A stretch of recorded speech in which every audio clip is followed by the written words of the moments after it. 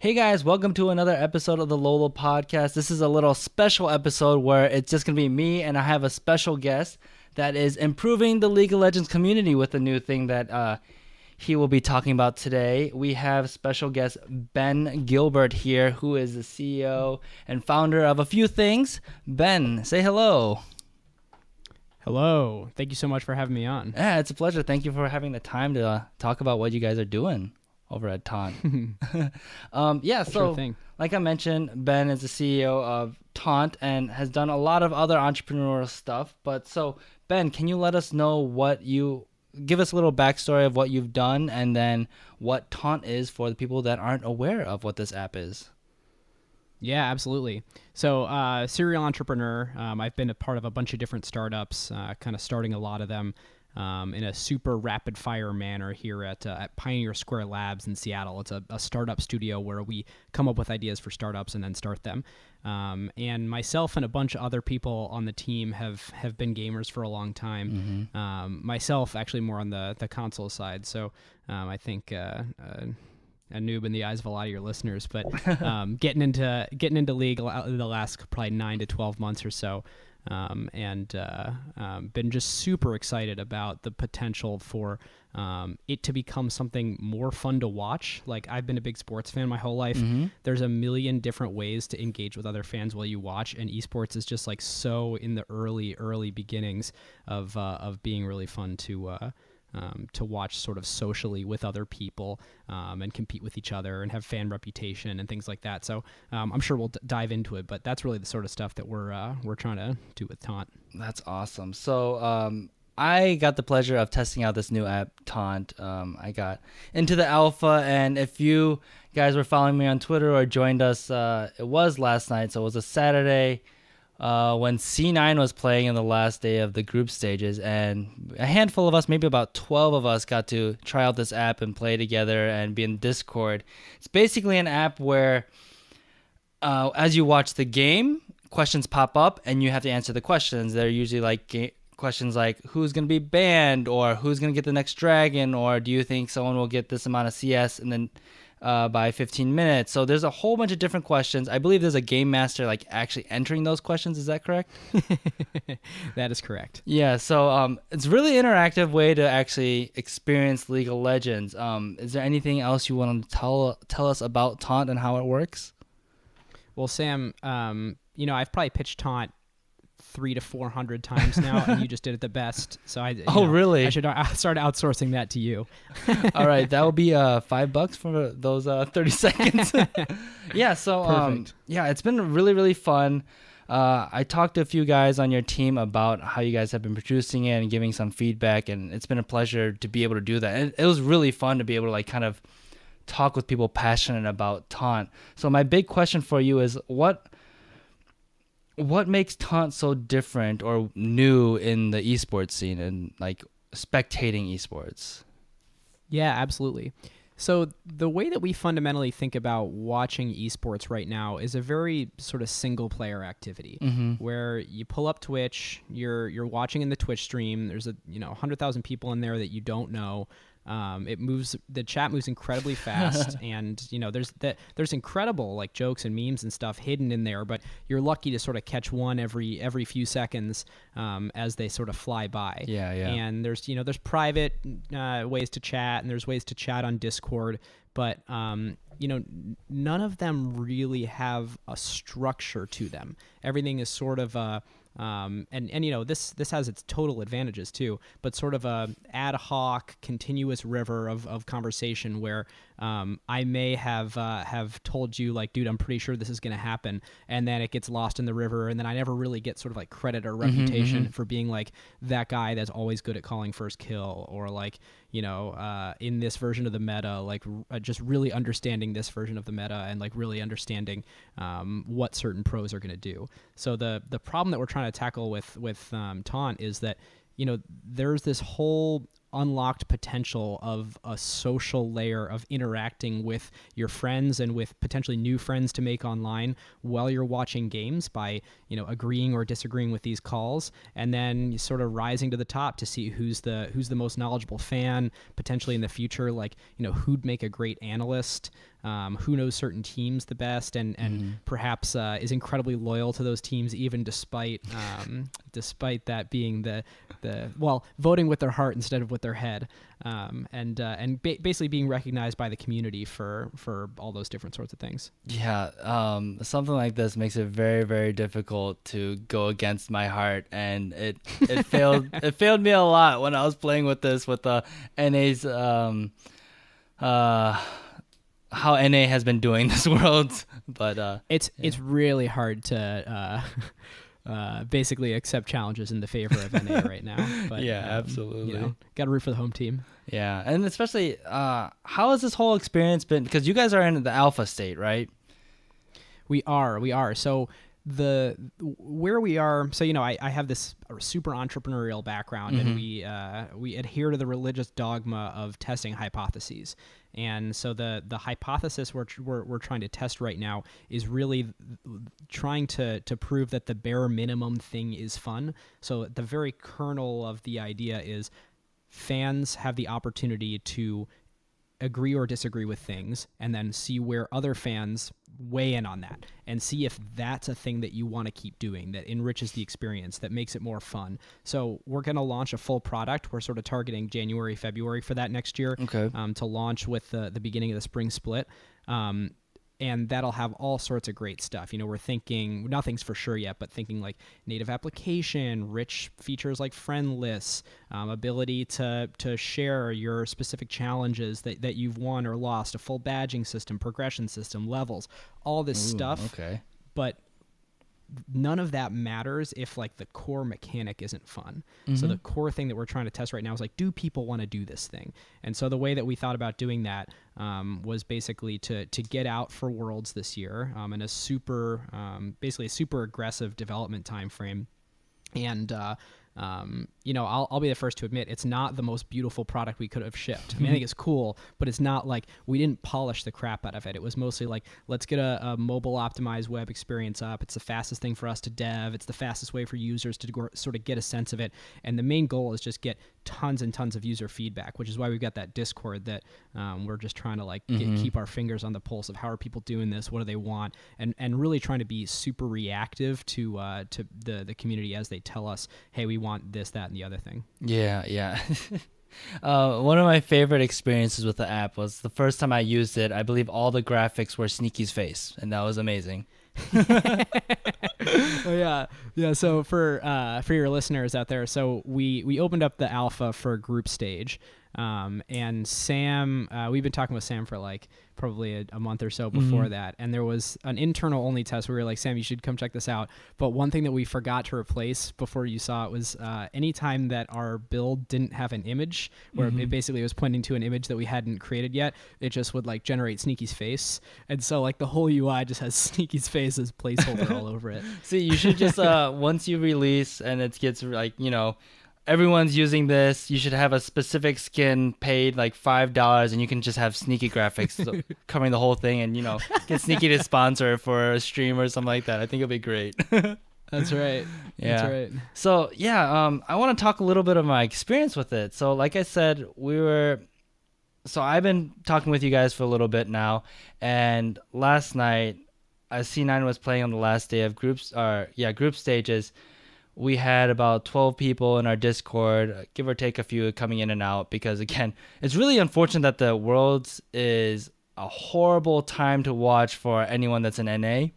Awful. Yeah, so we set up a Saturday where people got together and we played it within the LOLA community, and it was a lot of fun. And it was interesting because at first I was trying this out with you guys, but there's no voice chat, or there's no chat integrated in it currently, and I know that's going to change. I'm sure there's going to be emotes and stuff like that. I've seen pictures of that. And again, it's in alpha stage, so it could look very, very different from when it actually releases. But being able to jump into Discord and be talking to people and trash talking while we're doing it was super, super fun, and a lot more interactive and enjoyable than I expected it to be, as just doing it by myself, kind of just guessing with people that I don't know, or that I have no investment in, because I only know you guys a little bit. And jumping in the Discord chat was a ton of fun. Like I said, I'm not sponsored by Taunt, by the way. I would not have invited Ben if I didn't actually like enjoy this product. But It's actually true. Like I can vouch for that. Sam said, "Why don't we delay the like we were gonna do this earlier? It's like why don't we delay this until like after I can see if it's actually good or not." yeah. So yeah, it was a lot of fun, and I didn't expect it to be. It's interesting because at first when you guys were pitching it, I thought it was gonna be like really, really complicated questions that were gonna be difficult, and like only coaches and analysts would be able to like really guess and be successful. But you have questions that are like, um, I think one of the easiest questions were who's gonna hit 50 CS first, and it gives you two options between the two mid laners, and that could be just as easy as just looking at, oh, this person has 25 CS versus 20 CS. And then most likely you can guess whoever's getting 25. And I think for most of the time that was correct. But I'm sure there's going to be off chances. And sometimes you can have an analyst that would be like, oh, no, back timings are different. So how are you guys implementing, really difficult questions versus easy questions for, can you have analysts being able to play competitively with, a casual viewer? What do you think about that? Yeah, so our ambition is to long term have different rooms for different skill levels, and Okay. you basically select into the ones that have the sort of types of questions that you're interested in. So for people that are newer to League of Legends, quite frankly, like me, we'll have questions where that is what it is, where you can see, hey, who has more CS right now? I can make a reasonable guess at who's going to be first to 50 based on if there's a big enough delta right now, or if the question's about, the same thing for like gold advantage. I can sort of look at the gold diff right now and intuit some things. But you could imagine much more sophisticated questions where on the back end right now, we actually use a hybrid of a machine learning system and actual humans generating the questions, because we're nowhere near far enough right now for our machine learning to know what the audience wants best and generate the best questions. And we rely on the personal creativity of the taunt caster who's basically controlling that session and injecting their personality into that session. And if for anyone who's actually played Night Over Night, you'll notice the types of questions vary a little bit. Based on who is taunt casting. So there's a couple of our taunt casters are really into things like item builds, and so you see a lot of questions about Okay. basically how are they going to use this item, when are they going to use this item, what are they stacking on top of what, and we're starting to realize like, boy, wouldn't that be cool if like there was a taunt caster that you actually really liked and felt that you were on their same skill level and would only play in their room, or perhaps could play against analysts if you were super sophisticated and like prove that you know just as much as them. And that'll probably at some point be based on like a leveling system where you can sort of like level up to play against analyst quality people in analyst challenge rooms. But right now everyone's sort of getting the same challenges. And you did say something earlier that was really interesting. You're like, it's more fun playing with people I know. All of our stats totally validate that. Like the session times and the number of challenges accepted for people like in your room last night, just like game after game after game, like people sticking around for 5 games. Whereas in our sort of large free-for-all room where anyone can kind of jump in and play, people still stay for like an entire game, but they definitely don't have the sort of basically affinity to sticking it out like if you know other people in the room. Yeah, it's funny because then you'd have someone, we'd go into the room and someone would have 17 questions right, and then the next like 5 people would have 16 and 17 won. So it was like super painful. And you're like, you know what, I have to stick around for another round so I can beat you because your guesses were trash and you sucked and I actually am better than you. And there were some errors in it too because it's an alpha. So it's like, oh, you cheated because you got those answers right when they're wrong. And it was the amount of trash talk that I didn't have to like put out because I thought I'd have to moderate a little better. Like, oh, this is how things work. I think the cool thing about Taunt was that it just worked easily and people understand how it worked. Like the UI was, again, it's an alpha, so there's some glitches, but the UI, like, question pops up. You have 2 choices. It's a pretty short question, and you click it, and then it keeps track of it. So everyone can, like, and then once the answer is resolved, like, did Rift Herald die or did someone take it? After 20 minutes, if no one took it, then it just pops up like Rift Herald died and you got it right or you got it wrong. So I think it was really, really easy for people to just quickly jump in and kind of enjoy it for what it is instead of setting up something really difficult and figuring things out and not understanding how to participate in it.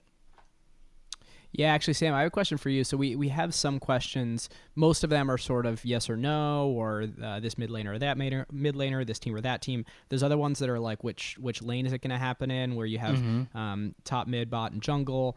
And then there's another one that basically will give you 5 questions or 5 answers, and you can pick from sort of any of the players on that team. Did you find like the one sort of format that you preferred over any of the other ones? No, I think it was really interesting because when you have who's gonna get the kill first, right? And you only list 4 choices.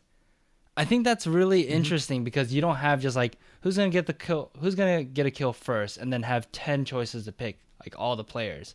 So it adds another variable of like what's gonna actually happen and like even how to game the system, because it's interesting because this is something for gamers, right? And we are known for like breaking things, like how do we break the meta, or how do we take advantage of glitches, or how do we cheat the system, or what's the most efficient, best way to do the level progression or like boss fights in Mega Man or something like that, right? So Totally. I think it puts another layer of things where it's not just that simple, where it's like who's gonna take let's see, like for example, in the bot lane, is this person gonna start Relic Shield or Doran's Shield, right? An AD carry. And that can be just like, okay, it's a Kog'Maw, like X, Y, and Z, it's always going to be Doran's Shield, and that's the correct answer, right? But then when you say, like, one of the questions was, how many refillable potions are there going to be in the game? It's like, it suddenly adds more variables, and it's not just as straightforward as one person where it's like, oh, Maokai always takes refillable potions. I don't know if that's right, but Maokai always takes refillable potions, so that's why it's a yes question. So I think some of them are appropriate and some of them are good. Actually, appropriate's not the right word because it doesn't matter. That's a question, what's the answer? I think it's really fun to have a variety of them. And I don't really think there was one that I enjoyed more than the others, because even if it was a yes and no question that's like super, super complicated, it put limitations on it where it kind of could let luck play a part in it, I guess. Where, because like, oh yeah, there's definitely a huge luck component. I mean, we look at it, and so we on the leaderboards at any given time, we're sorting by number of challenges that you've gotten correct, rather than percentage, because like if you just get 1 out of 1 and like, you know, other people took 20 challenges, like you shouldn't be at the top of the leaderboard for that. But basically we show your win percentage, and like the people at the top, you know, are in the 60s. Like there's definitely a little bit of a like, yeah, you are higher skill than the people at the bottom, but like it doesn't mean that you're getting them all right. There's still a big variance. Yeah, and I think that does make it fun, right? If you have it where every question can be predicted and you can get 100%, well then it's not fun for everyone. And even the person that's always winning because they're the smartest person in the room or whatever, like I don't think that's fun. I think it's fun to like lose off of a dumb question that obviously should have gone one way and didn't. It creates trash talk. It creates like emotion. It stirs up emotions. I think that's the best way to say it. Whether they're good or bad emotions, it stirs up emotions, and that makes it fun, right? Yeah. That didn't really answer your question, but you know, it opened up some topics. I'll take that as a no. There's not something you like better than anything else, but it does actually give. I mean, like, love coming on the podcast for a bunch of reasons. One of which is it's super great product feedback. Like I love hearing your experience last night, and sort of pushing us in different directions for the future. Because one thing that you touched on is you know, oh, it's easy, it's one or the other. And sometimes they're super easy questions, sometimes they're a little harder. For the ones that are more sophisticated, a lot of the times, and especially when we have it so that people are weighing in on several players on a team, like a lot of times you'll be the only one that picks something, and everyone else will weigh in on the other side. And like for me, that's happened a couple times because like I'm just stupid and not paying attention. And like I said that a champ was going to be picked like when it was already banned, and so then like I have egg all over my face and everyone's making fun of me because I just like wasn't paying attention. And so what we are doing is we're not surfacing that information to the users right now, but we are storing all that on the back end. So we're going to start introducing that in later versions of the alpha, where you can start to see like if you made like a super long odds call where no one else agreed with you, but then you got it right, like you should be rewarded for that. And when people look at your profile in the future, like they should see that like, holy crap, you called that thing that like was crazy unlikely to happen, or that nobody else agreed with you, and really like trying to show off those like hero moments where you were contrarian and right, because that's what I think this sort of experience is all about. That's where the real magic moment is when like people talk about that stuff for years later, like when you were back in the underdog before anybody else was, and then they went home with like that by winning. Yeah. Actually, while you're talking about that, one thing that popped in my head was a tough experience was when you asked a question where everyone felt like it is way too early to be able to answer this question, which makes it interesting. I don't know if it's good or bad, because I love like conflict and I love creating like difficulty for people. I don't know if that's true for everyone. So when I saw those kind of questions, like for example, will two Yordles be picked? That was a popular one, and we're like it was fun because everyone's like, oh, wait, what Yordles are in the meta? Like, what kind of question is this? And then like okay, let's think about this. We have Lulu, we have Tristana, we have Rumble, who's every now and then shows up in the ban. But when no champion has been picked, it's like, how do you even figure that out? Because the pick and ban strategy totally affects that. How do you feel about those kind of questions? Yeah, there's a little bit of the psychology there where, some of the questions that we're surfacing are ones where we're very clearly trying to test your game knowledge. Okay. Right? Like we're very clearly trying to have someone who is victorious because they are better at analyzing the meta or the flow of play, or have a better understanding of like wave management or some specific facet. Okay. And then there's other ones that we ask like that because it's in a part of the viewing experience that would otherwise be boring, but gives you a horse in the race and gives you a reason why you're like, wait a minute, I should apparently care about this now because I've been forced to decide to take a side or another, and now like it's not even, it's all for fun. It's not like you actually have anything on the line, but like, your reputation's on the line a little bit. So you do actually start caring about stuff that you otherwise wouldn't, which is especially important in, times where first 8 minutes of the game or something, where like, why are you paying attention unless there's going to be some sort of like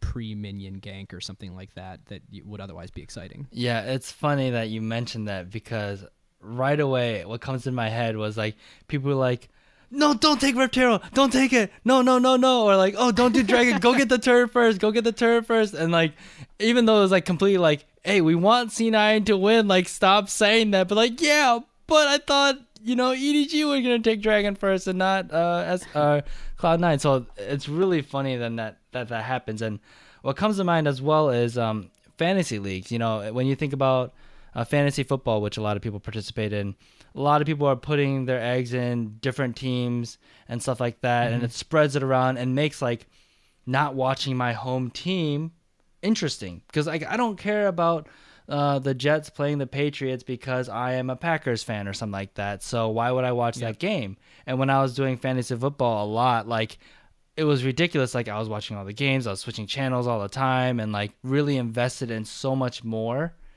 that I wouldn't have been invested in earlier. So I think that's really genius in like making, I don't care about pick bans because I don't understand it, but now I care about like if Janna's picked, who picks Janna, or if she's banned and stuff like that.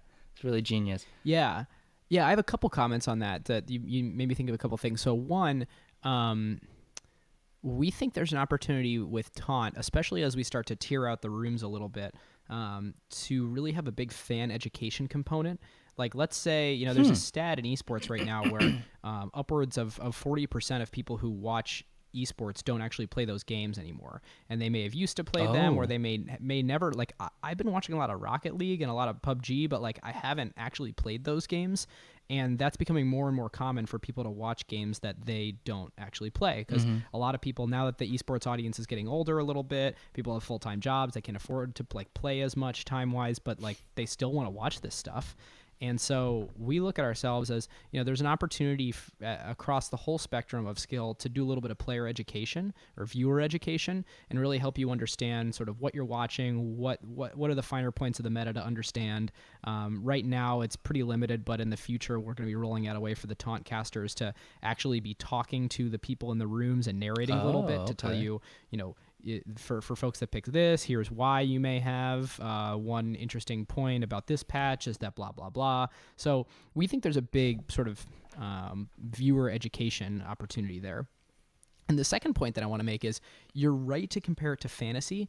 I think one thing when I was, putting the team together and starting this company and talking with investors, and people would everyone loved this direct comparison to sports. And I fundamentally think that most of those are wrong. Like, most people who haven't been in esports want to just liken it to sports and say there's no XYZ for esports, but it exists in sports. And I think there's so many little different nuances about esports that mean that you have to have a native of the community ground up product that's different than its sports component, or its sports counterpart. And I think fantasy is one of them. There have been several attempts at doing fantasy type things in esports that haven't been hugely successful yet.